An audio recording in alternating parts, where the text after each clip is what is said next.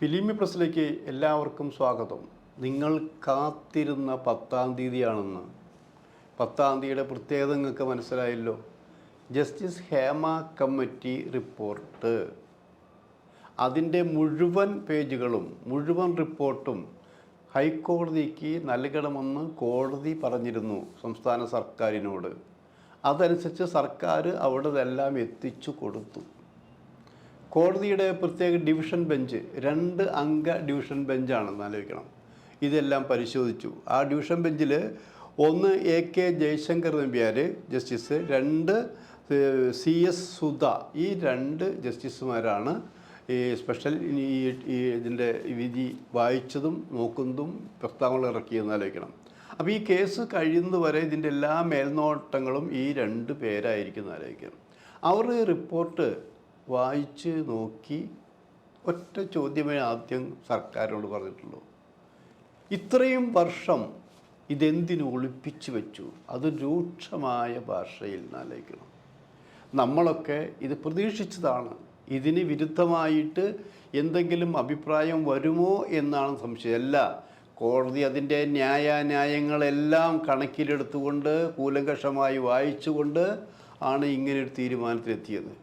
അപ്പോൾ കോടതിയെ കബളിപ്പിക്കാൻ ഒരു കാരണവശാലും ഈ സർക്കാരിന് കഴിയില്ല എന്ന് ബോധ്യപ്പെടുത്തുന്ന ഒരു കാര്യം കൂടിയാണെന്ന് ആലോചിക്കണം. ഇങ്ങനെ പല കാര്യങ്ങളും ഈ സർക്കാരിനോടൊപ്പം കോടതി നിൽക്കണമെന്നൊരു പിടിവാശി ഉണ്ടായിരുന്നു. കോടതി എന്നും നീതിയുടെ പക്ഷത്താണ് എന്ന് പലപ്പോഴും തെളിയിച്ചിട്ടുള്ളതെന്ന് ആലോചിക്കണം. ഇവിടെ ഇത്രയും വലിയ സംഭവങ്ങളാണ്, ഒരു ചെറിയ സംഭവമല്ല. കാരണം ചെറിയ സംഭവമല്ല എന്ന് പറയാൻ കാരണം, ചെറിയ സംഭവമായിട്ട് കൊണ്ടുവന്നിരിക്കുന്നത് നടി പീഡന കേസായിരുന്നു ആലോചിക്കണം. അത് ആദ്യ തുടക്കത്തിലെയോ അതൊന്നും വലിയ ഗൗരവത്തിലൊന്നും ആരും എടുത്തിട്ടില്ല. അതിൻ്റെ ചില കാര്യങ്ങളിലേക്ക് അതിൻ്റെ പ്രതിഷേധ സ്വരങ്ങൾ വന്നപ്പോൾ അങ്ങനെ തട്ടിക്കൂട്ടി WCC ഉണ്ടാക്കി. അതിൽ മഞ്ജു വാര്യർക്കടക്കം, അതാ മഞ്ജു വാര്യർക്ക് 46 വയസ്സായെന്നാണ് പറയുന്നത്. അപ്പോൾ മഞ്ജു വാര്യർ അടക്കമുള്ളവർ അങ്ങനെ ഒരു കമ്മിറ്റി ഉണ്ടാക്കി. ആ കമ്മിറ്റിയുടെ മുൻപന്തിയിൽ നിന്നും മുഖ്യമന്ത്രിയെ കണ്ട് എന്തിനു പറയുന്ന ആ കേസ് സജീവമാക്കി. ഇപ്പോൾ മഞ്ജു വാര്യർ അതിന് സജീവമല്ല, 2 പക്ഷത്ത് നിൽക്കുന്നുണ്ട് എന്നാണ് അവരുടെ സംഘടനയിലെ ആൾക്കാർ തന്നെ പറഞ്ഞെടുക്കുന്നത്. അതൊക്കെ പോട്ടെ, അത് അവരുടെ സംഘടനയുടെ കാര്യങ്ങൾ.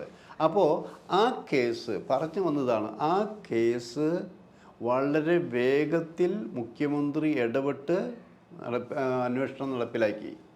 അതിൻ്റെ ഫലമായിട്ടാണല്ലോ അതിൻ്റെ മുഖ്യ സ്ഥാനത്ത് നിൽക്കുന്ന പ്രശസ്ത നടൻ ദിലീപിനെ അറസ്റ്റ് ചെയ്ത് 10-85 ദിവസം ജയിലടച്ചതൊക്കെ. പിന്നെ ആ കേസ് ഇപ്പോഴും നടന്നുകൊണ്ടിരിക്കുകയാണ്.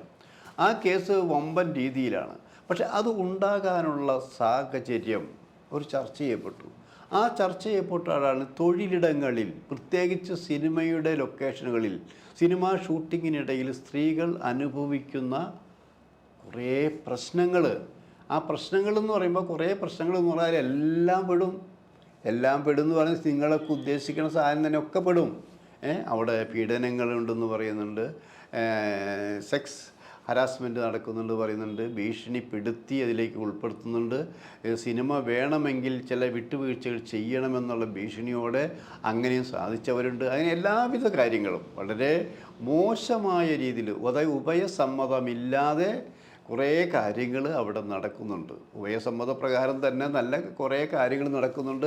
അതിലാർക്കും പരാതിയില്ല എന്നുള്ളതാണ് അർത്ഥം. അപ്പം പരാതിയുള്ള കാര്യങ്ങൾ തന്നെ തൊഴിലിടങ്ങളിൽ എങ്ങനെ സ്ത്രീകൾക്ക് മാന്യത കൽപ്പിക്കാം, അവർ ഷൂട്ടിങ് പോകുന്ന സമയത്ത് അവർക്ക് പ്രാഥമിക കാര്യങ്ങൾ നടത്താനുള്ള സംവിധാനം ഉണ്ടായിരിക്കണം, വിശ്രമിക്കാനുള്ളതുണ്ടായിരിക്കണം, അവർ സ്വതന്ത്രമായി ചിന്തിക്കാനുള്ള അവസരം ഉണ്ടായിരിക്കണം, നല്ല ഭക്ഷണം കൊടുക്കണം. കാരണം വ്യത്യസ്ത തരത്തിലുള്ള ഭക്ഷണം കൊടുക്കാൻ പാടില്ല. അതായത് ഈ അവരോട് ചില കാര്യങ്ങൾ ആവശ്യപ്പെട്ടിട്ട് അവരതിന് സമ്മതിക്കാത്തത് കൊണ്ട് അതിൻ്റെ പേരിൽ അവരെ ശരിക്കും പീഡിപ്പിക്കുന്നുണ്ട്. ഭക്ഷണം കൊടുക്കാതെ പീഡിപ്പിക്കുന്നുണ്ട്, താമസ സൗകര്യം കൊടുക്കാതെ പീഡിപ്പിക്കുന്നുണ്ട്. എന്തിന് സീൻ ഒഴിവാക്കാതെ ഷൂട്ടിംഗ് സമയത്ത് ക്യാമറയ്ക്ക് മുന്നിൽ പോലും ഹരാസ്മെൻറ്റ് നടത്തിക്കൊണ്ട് പീഡനം നടത്തുന്നുണ്ട്. ഇങ്ങനെ കുറേ കാര്യങ്ങളുണ്ട്. അതിനൊക്കെ തടയിടണം. ആ തടയിടാൻ വേണ്ടി ഒരു കമ്മിറ്റി കൊണ്ട് അന്വേഷിക്കണമെന്നൊരു പരാതി ഉണ്ടായിരുന്നു. ആ പരാതിയുടെ അടിസ്ഥാനത്തിൽ ഈ സംസ്ഥാന ഗവൺമെൻറ്, മുഖ്യമന്ത്രി പിണറായിയുടെ നേതൃത്വത്തിൽ തന്നെയാണ് ഈ ഓർഡർ ഇട്ടതെന്ന് ആലോചിക്കണം. ആ ഓർഡർ ഇട്ടപ്പോൾ ആരൊക്കെയായിരിക്കണം ഈ കമ്മിറ്റിയിൽ? സ്ത്രീകളുടെ പ്രശ്നം ചർച്ച ചെയ്യുമ്പോൾ സ്ത്രീകൾ മാത്രം പോരെ എന്ന് ചോദിച്ചപ്പോൾ പോരാ എന്നുള്ള അഭിപ്രായം ഉണ്ടായി, ഞങ്ങൾക്കുണ്ടായിരുന്നു മുമ്പ്.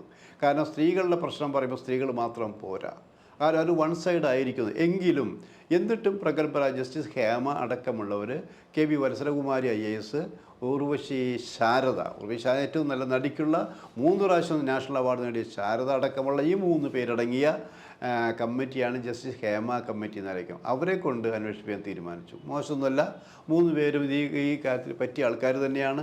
ഈ ശാരദയാണെങ്കിൽ വർഷങ്ങളായി സിനിമാ ബന്ധങ്ങളുള്ളതാണ്, സിനിമയ്ക്കുള്ളിലെ സിനിമയെല്ലാം അറിയാവുന്ന ഒരു പ്രഗത്ഭ നടി കൂടിയാണ്.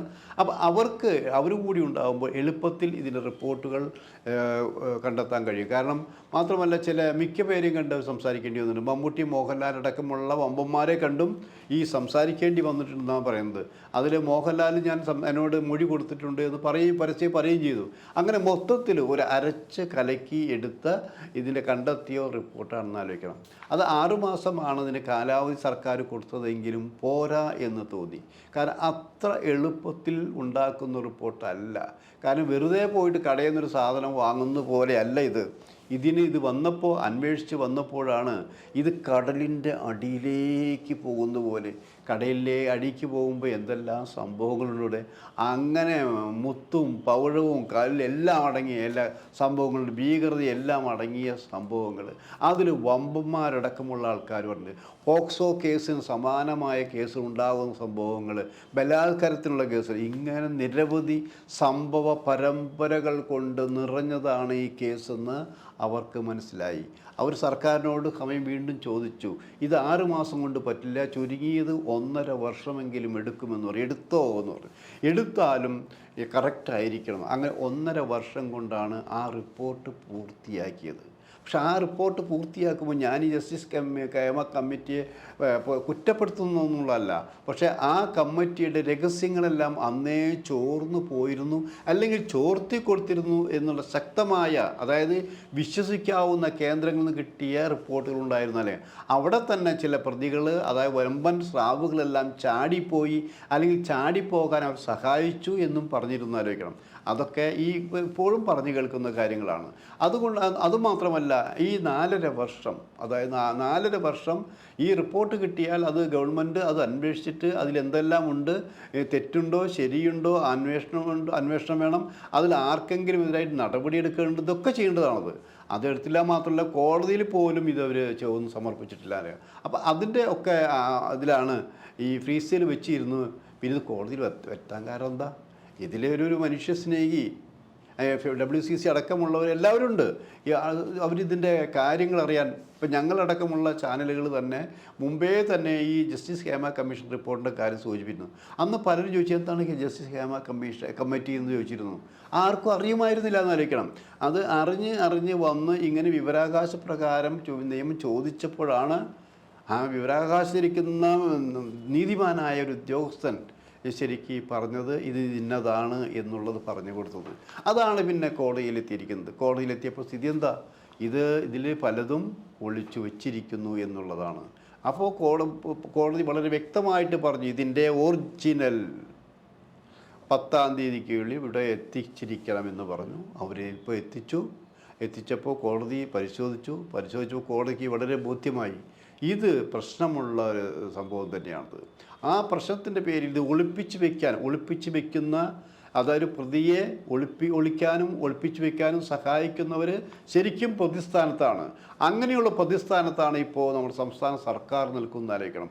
അതുകൊണ്ട് തന്നെ രൂക്ഷമായ ഭാഷയിൽ കോടതി പറഞ്ഞത്, അത് അന്വേഷിക്കാൻ വേണ്ടി SIT സ്പെഷ്യൽ ഇൻവെസ്റ്റിഗേഷൻ ടീമിനെ നിയോഗിക്കുകയും ചെയ്തു. അപ്പോൾ അവരോട് പറഞ്ഞിരിക്കുന്നത് 2 ആഴ്ച സമയം തരാം. ഈ 2 ആഴ്ച സമയത്തിനുള്ളിൽ ഇത് നിങ്ങൾ അന്വേഷിച്ചുകൊണ്ട് ഇതിൽ ആരൊക്കെയാണ് പ്രതിസ്ഥാനത്ത് നിൽക്കുന്നത്, കേസ് എടുക്കേണ്ടതുണ്ടോ, അല്ല അന്വേഷിച്ച് 2 ആഴ്ച റിപ്പോർട്ട് കൊടുക്കണമെന്ന് പറഞ്ഞിട്ടുണ്ട്. അതേ സമയത്തിനൊക്കെ നമ്മൾ സർക്കാരിനോടും പറഞ്ഞിട്ടുണ്ട് ഇതിലെന്തൊക്കെയുണ്ടെന്ന് കൃത്യമായിട്ട് പറഞ്ഞ് അന്ന് 2 ആഴ്ച കഴിഞ്ഞാൽ സർക്കാരും ഇവിടെ എത്തിക്കണം എന്ന് പറഞ്ഞിട്ടുണ്ട്. അപ്പോൾ അങ്ങനെ മൊത്തത്തിൽ മൊത്തത്തിൽ എന്തൊക്കെയോ വളരെ പ്രതീക്ഷകൾ ജനത്തിന് നൽകിയിട്ടുണ്ട്. ഒരു നീതി ലഭിക്കുമെന്നുള്ളൊരു പ്രതീക്ഷ ജനങ്ങൾക്കുണ്ട്. പക്ഷേ അതിന് 2 ആഴ്ച കൂടി കഴിയണം. കാരണം അതിന് മുമ്പ് തന്നെ ഇവിടെ പറഞ്ഞു കേൾക്കുന്നത് എന്താ, വമ്പന്മാർ ഇപ്പോൾ ജസ്റ്റിസ് ഹേമ കമ്മിറ്റി റിപ്പോർട്ട് പുറത്തു വരുന്നതിന് മുമ്പ് തന്നെ പല നടികളും തങ്ങൾക്കുണ്ടായ അനുഭവങ്ങൾ, ദുരന്തങ്ങൾ എല്ലാം പറഞ്ഞ് പ്രശ്നങ്ങളുണ്ടാക്കുന്നതൊക്കെ. ആ പ്രശ്നത്തിൻ്റെ പേരിൽ സിദ്ദിഖ്, മുകേഷ്, ഇടവേള ബാബു, രഞ്ജിത്ത് അടക്കമുള്ള കുറേ പേര് ഇവിടെ ചാനലുകളിലെ സംസാര വിഷയമായി ചിലരൊക്കെ കേസുകൾ എടുത്തിട്ടുണ്ട്, ചിലർക്ക് ജാമ്യം കിട്ടിയിട്ടുണ്ട്, ചിലർ ജാമ്യം ശ്രമിച്ചുകൊണ്ടിരിക്കുന്നതൊക്കെ നടന്നുകൊണ്ടിരിക്കുന്നുണ്ട്. അപ്പോൾ ഇത് കൂടി സത്യാവസ്ഥ വരുമ്പോൾ വമ്പന്മാർ കുടുങ്ങും എന്ന കാര്യത്തിൽ യാതൊരു സംശയവുമില്ല എന്ന് കോടതിക്ക് മനസ്സിലായി. അപ്പോൾ നമുക്കെന്ത് ചെയ്യുക, നമുക്ക് 2 ആഴ്ച കൂടി നമുക്ക് വെയിറ്റ് ചെയ്യാം. ഇനി ആരൊക്കെ ഏതൊക്കെ വമ്പന്മാർ കുടുങ്ങും എന്നാണ് ചോദിച്ചുകൊണ്ടിരിക്കുന്നത്. പക്ഷെ ഞങ്ങളൊരു കാര്യം പറയട്ടെ, വലിയ സ്രാവുകളൊക്കെ രക്ഷപ്പെടാൻ അനുവദിച്ചിരിക്കുന്നു, വല പൊളിഞ്ഞിരിക്കുന്നു, പൊട്ടിപ്പോയിരിക്കുന്നു. അപ്പോൾ പിന്നെ ഇനി വമ്പന്മാരെയൊന്നും നമ്മൾ പ്രതീക്ഷിക്കണോ?